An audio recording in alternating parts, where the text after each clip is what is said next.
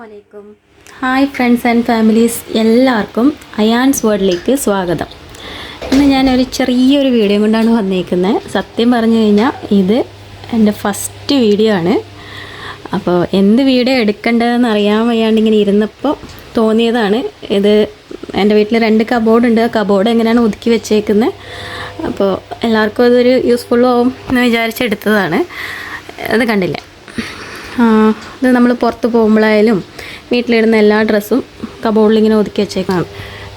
ഈ കബോർഡിൽ 5 റാക്കുണ്ട്. 5 റാക്കിൽ ഫസ്റ്റ് റാക്കിൽ ഇക്കാൻ്റെ ട്രാക്കും പുറത്തൊക്കെ പോകുമ്പോൾ യൂസ് ചെയ്യുന്ന പാൻറ്റും, അതേപോലെ സെക്കൻഡ് റാക്കിൽ പുറത്തൊക്കെ പോകുമ്പോൾ ഇടുന്ന ഷർട്ട്.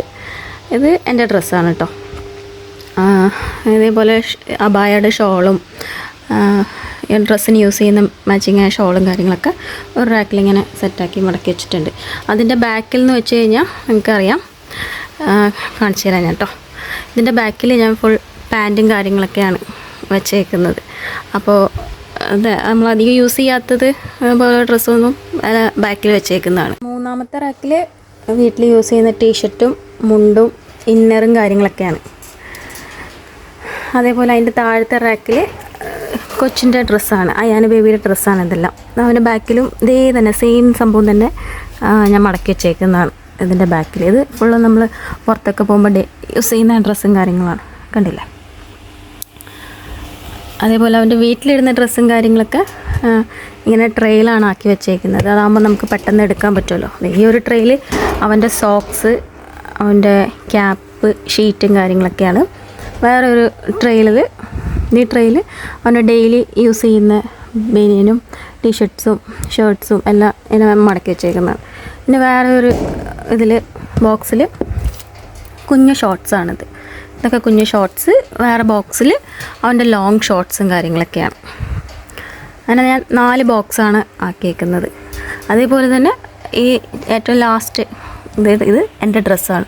വീട്ടിലിടുന്ന ഡ്രസ്സും വീട്ടിലിടുന്ന ഷോൾസ് ഒരു ലൈനിൽ, അതേപോലെ നൈറ്റി ഒരു റാക്കിൽ കണ്ടില്ല. ഇതാണ് ഒരു കബോർഡ്.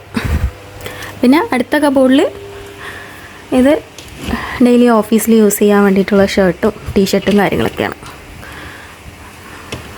കണ്ടോ.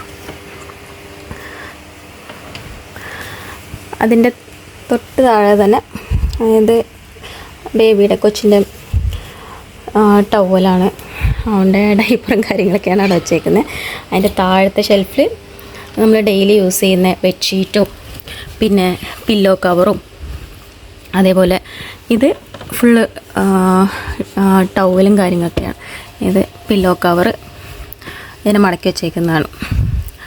അതേപോലെ അതിൻ്റെ തൊട്ടടുത്ത് തന്നെ ബെഡ്ഷീറ്റും കാര്യങ്ങളും മടക്കി. അപ്പോൾ ഇതാണ് നമ്മുടെ വീട്ടിലെ 2 കബോർഡ്.